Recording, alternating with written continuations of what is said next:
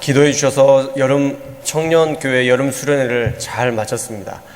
저희뿐만 아니라 앞으로도 계속 부서의 수련회가 진행되는데 계속 기도해 주셨으면 좋겠습니다.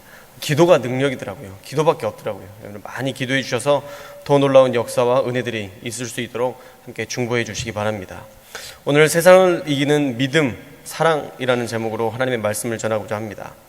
요한 1서를 기록한 연대는 로마 황제 도미티아누스 황제의 재위 말기인 AD 95년경에 기록된 것으로 보입니다. 기독교 박해는 3차 박해로 나뉘어져서 큰 박해가 있었습니다.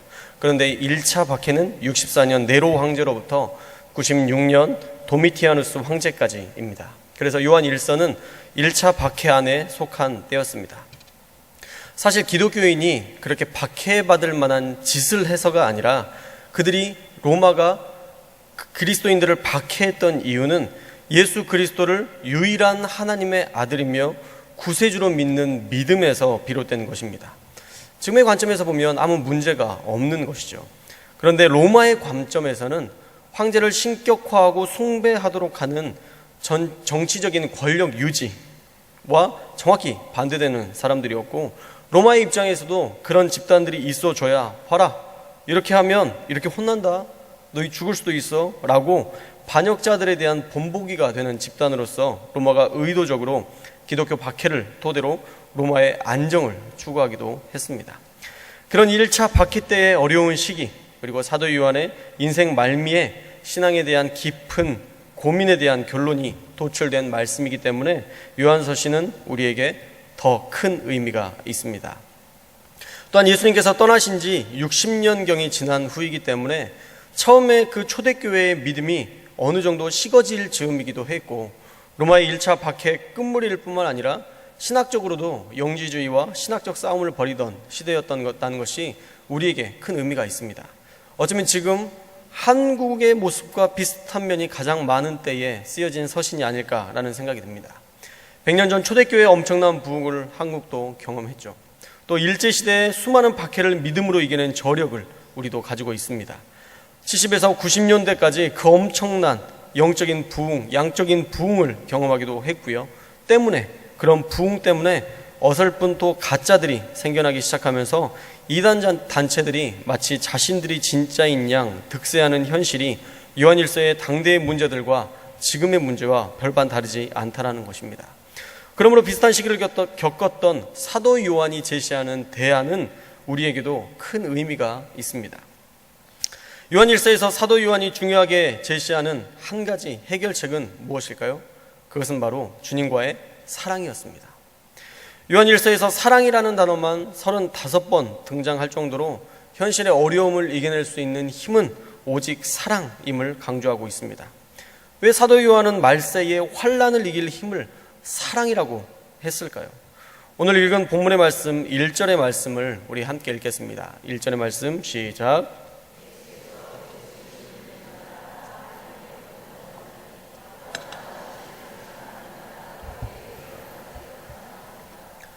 예수가 그리스도이심을 믿으면 그 사람은 하나님께로부터 난 자다라고 얘기합니다.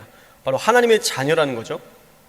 그런데 아버지를 사랑하는 사람은 누구나 그 자녀를 사랑한다라고 분명하게 정의하고 있습니다. 누구는 사랑하고 누구는 사랑하지 않는 것이 아니라 하나님을 사랑한 사람이라면 누구든 사랑할 수 있다라고 완전한 사랑의 의무감을 제시하고 있는 것입니다. 하나님을 사랑할 때 누구든 사랑할 수 있어. 그게 사도 요한이 말하고자 하는 말씀의 핵심입니다. 사실 이 세상에서 가장 강력한 힘은 사랑입니다. 사랑의 힘은 의심할 필요가 없습니다. 우리가 흔히 보는 영화에서 기꺼이 희생할 수 있는 가장 강력한 힘이 무엇이었나요? 자신의 목숨을 내어줄 수 있는 강력한 힘이 무엇이었나요? 이념이었나요? 의리였나요? 간혹 나오지만 절대적이지 않습니다. 절대적인 사랑은, 절대적인 희생은 늘 사랑으로 말미암아 시작되었습니다. 남녀 간의 사랑 때문에 자신의 목숨까지도 희생합니다. 자기가 죽으려고 했는데 어느 순간 보면 그 주인공의 남자친구가 그 위험한 그 장소에서 죽어가고, 그러면서 또 어떻게 무전기는 살아있어요. 그래서 같이 얘기하게 되죠. 내가 너를 대신해서 죽게 되었다. 죽을 것이다. 그러면서 사랑에 대한, 희생에 대한 이유들, 그러면서 막 애절하게 끝나는 것들 많이 보셨을 것입니다. 부모님의 절대적 사랑 때문에 사랑하는 아이를 위해서 기꺼이 목숨을 내놓고 헌신하는 그러한 사랑들을 우리가 종종 보곤 합니다. 요즘은 안타깝게도 아동학대와 또 부모를 죽이는 무서운 일을 자주 뉴스를 통해서 접하게 되지만 여전히 사랑은 최고의 힘입니다. 얼마 전 한 뉴스에서 한 여성의 모유 수유하는 장면이 나왔습니다. 저게 왜 이슈가 될까 하는 의문이 들자마자 그 여성의 왼쪽 다리가 이상하다는 것을 감지했습니다. 분명히 골절돼서 이 다리가 정상적이지 않게 휘어있는 것을 보면서 무슨 일이 있구나라는 생각이 들어서 그 뉴스의 내용을 읽어봤습니다. 그 뉴스의 내용은 교통사고를 당한 직후에 그 여성은 다리가 부러졌고 출혈도 심한 상태였는데 교통사고를 당한 뒤에 젖먹이 아이가 놀랄까봐 그 통증이 심한 상태에서도 아이에게 태연하게 젖을 물리고 그 아이와 얼굴이 마주쳤을 때 미소 짓는 그러한 모습까지 보였습니다. 그렇게 미소를 보이며 대처하다가 911이 왔을 때 비로소 통증을 호소했다라고 이야기합니다. 아이를 안심시키려는 어미의 사랑, 이것은 영화가 아니라 현실입니다. 그 사랑 때문에 아이는 아무런 문제 없이 위기를 어머님의 따뜻한 품속에서 넘길 수 있었던 것입니다. 그게 바로 절대적인 사랑의 힘입니다. 그렇다면 그 사랑은 어디로부터 시작된 것일까요? 어떻게 자신을 희생하면서까지 사랑할 수 있겠습니까? 그 사랑의 모본은 성경에서 말씀하시기를 하나님으로부터 말미암은 것이다 라고 말씀합니다. 요한일서 4장 7절에서 8절 말씀을 우리 함께 읽겠습니다. 4장 7절에서 8절 말씀 시작. 사랑하는 자들아 우리가 서로 사랑하자.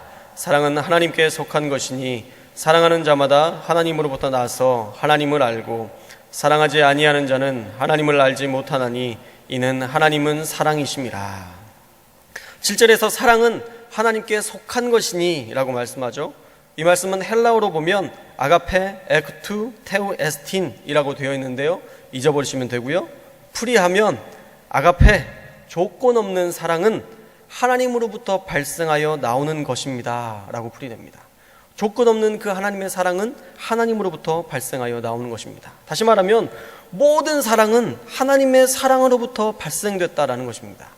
그래서 4장 8절 후반부의 말씀에 보면 하나님은 사랑이심이라 라고 말씀하죠.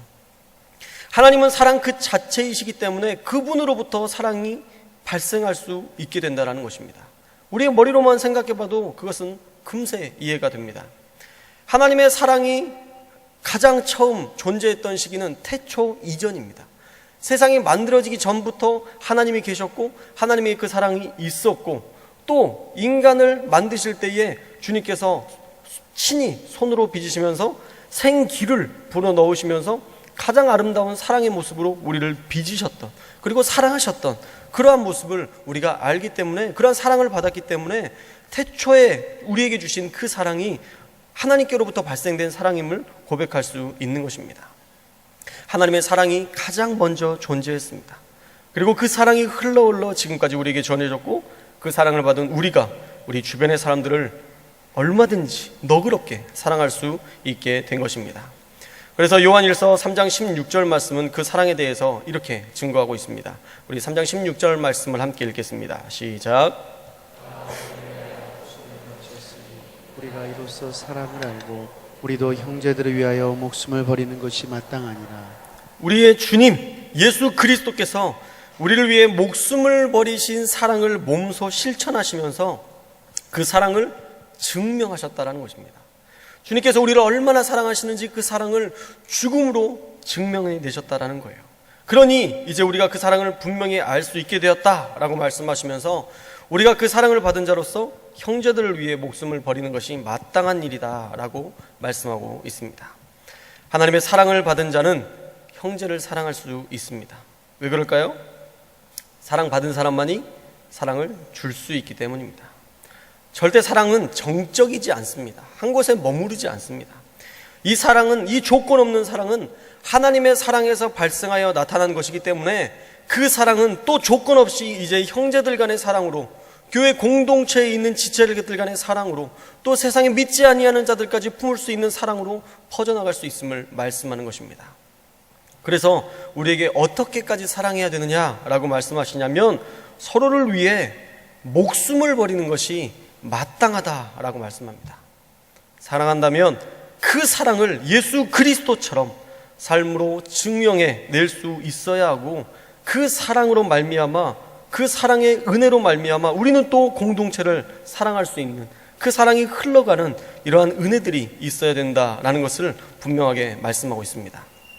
사랑은 말이 아니라 표현이고 실천이기 때문이에요. 그럼 한번 생각해 보십시오. 하나님을 정말 사랑했던 때를 한번 떠올려 보세요. 하나님의 사랑 때문에 모든 것들이 행복했지 않습니까?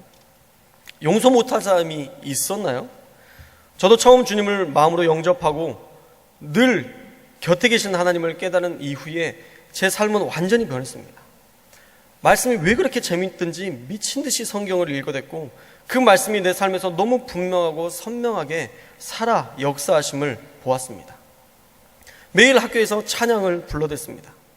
어떤 친구들은 그게 무슨 노래냐고 핀잔을 주면, 너는 찬양도 모르냐고 제가 핀잔을 줬습니다. 그게 뭔데? 그러면 교회 노래, 그냥 노래가 아니라 부르면 힘이 나고 위로가 되는 노래야, 그러면서 그 친구에게 불러주기도 했습니다. 교회 다니는 것을 부끄러워해요?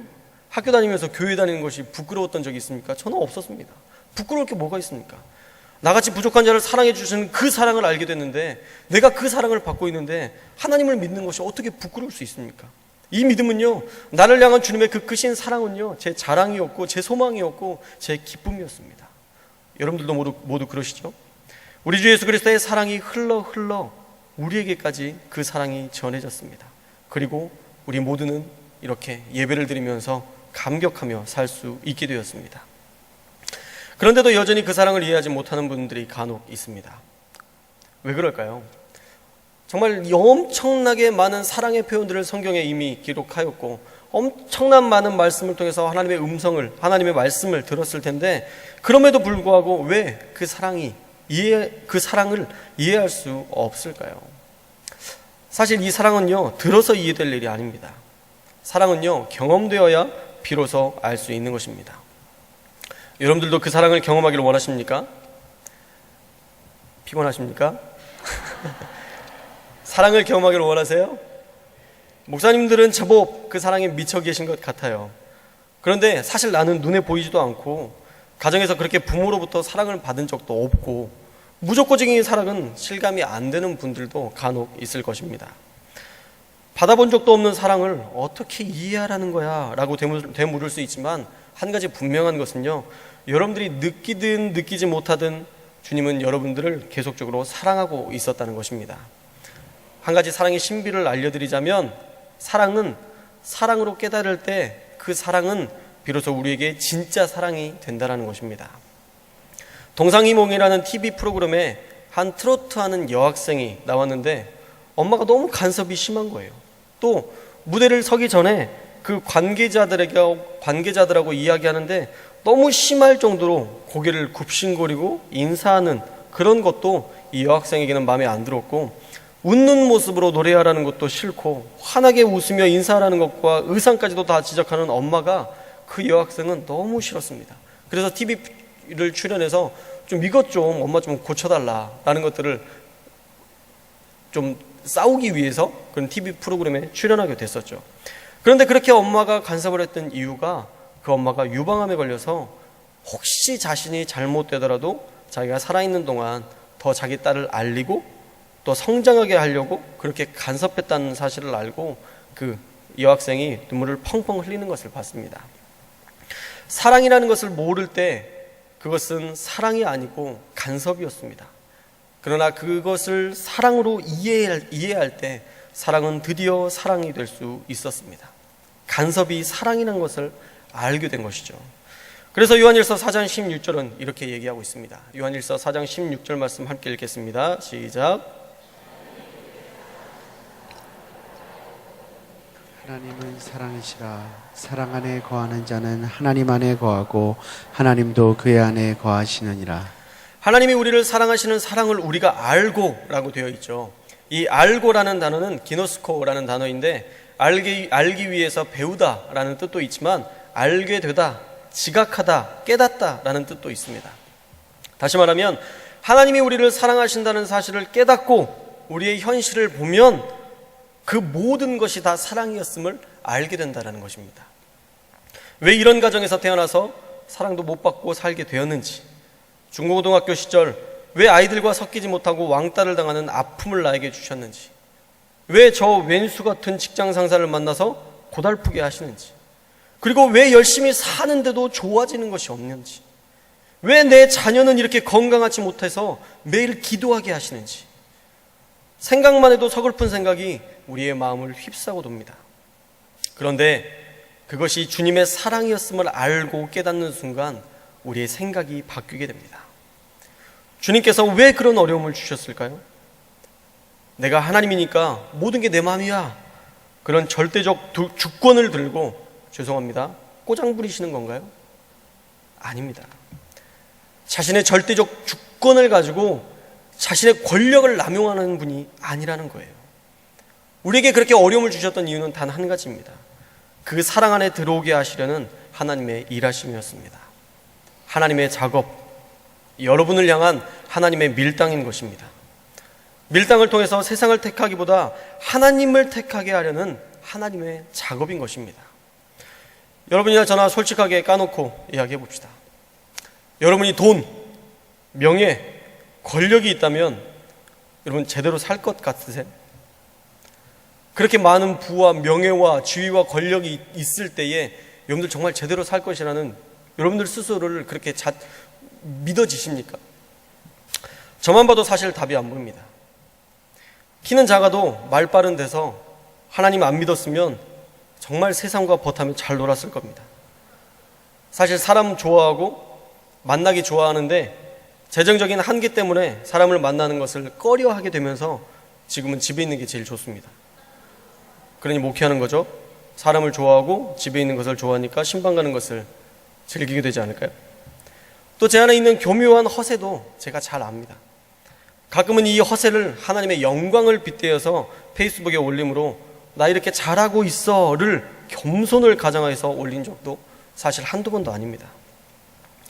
얼마 전에 자동차를 바꿨습니다. 소나타 가스차인데 300만 원의 중고차로 샀습니다. 너무 감사했죠. 아반떼 XD 차를 타다가 소나타를 타보니까 승차감이 다르더라고요. 사실 300만 원짜리 차가 얼마나 좋을까 생각할 수 있을 겁니다.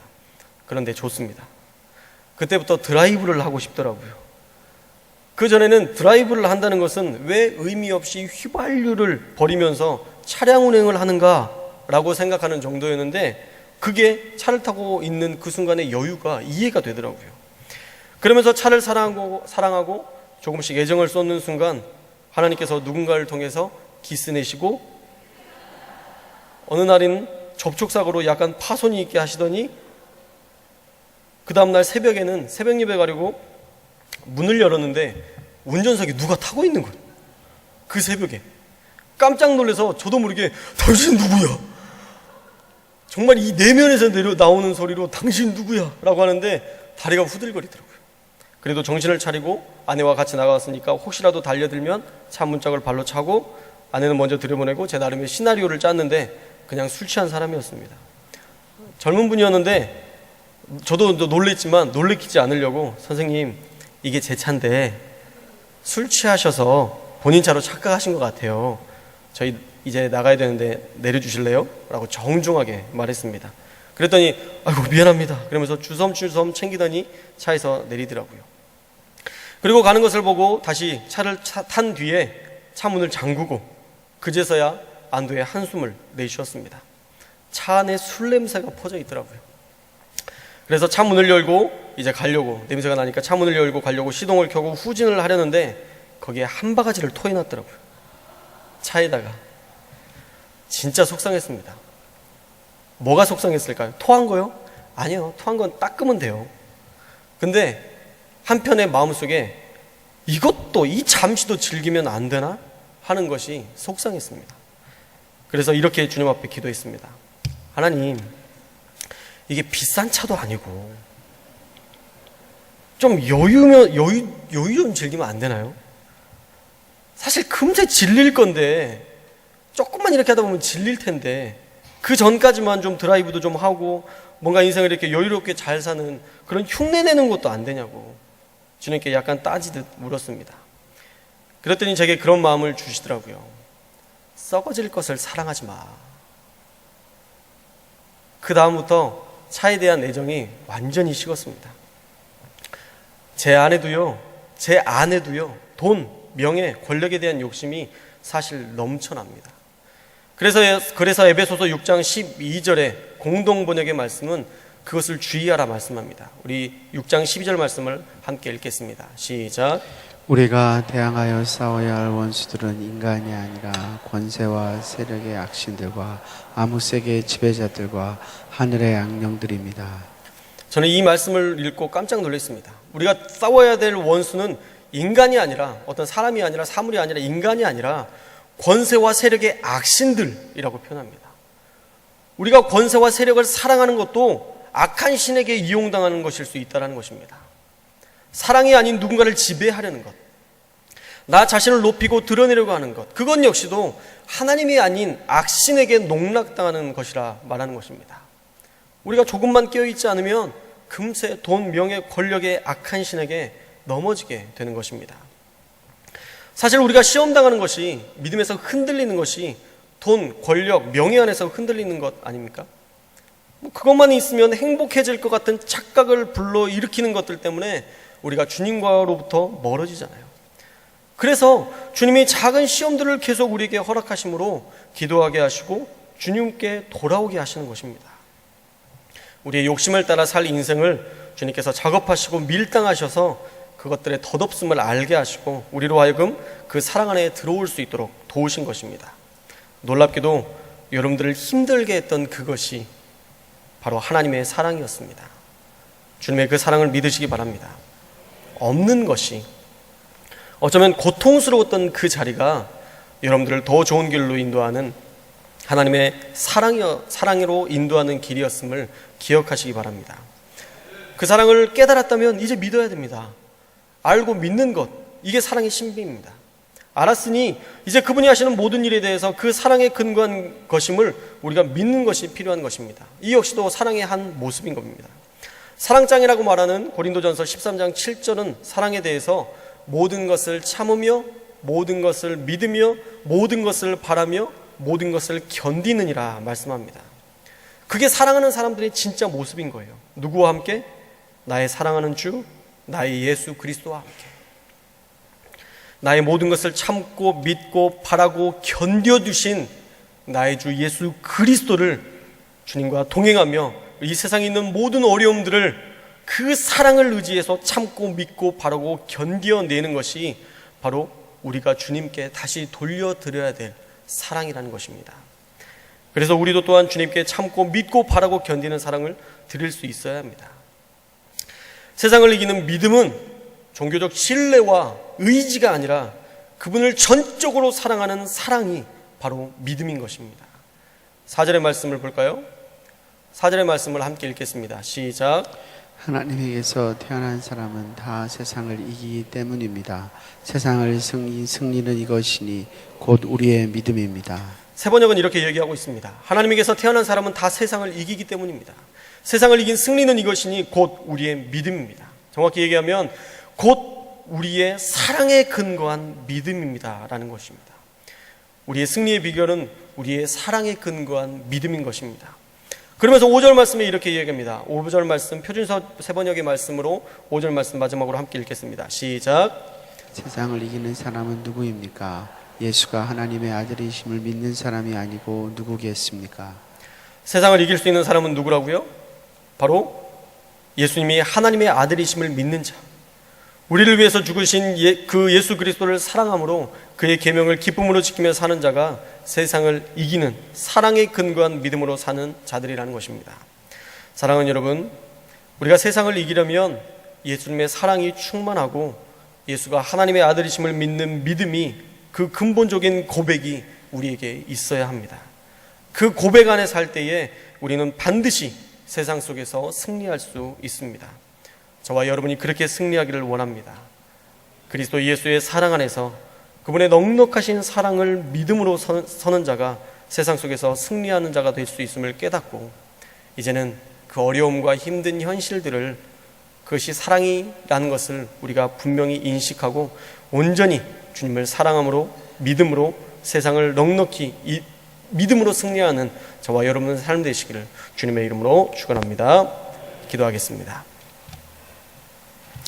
우리 함께 기도할 때에 내가 정말 주님의 사랑을 깨닫고 있는지, 그 사랑을 알고 그 사랑 안에 살고 있는지, 현실 가운데 있는 것들을 사랑으로 여기지 못하고 그것을 아픔으로만 여기며 계속 부르짖고만 있는지 다시 한번 돌아보면서, 하나님 그 사랑을 깨닫게 하여 주옵소서. 그 사랑 안에 거하게 하여 주옵소서.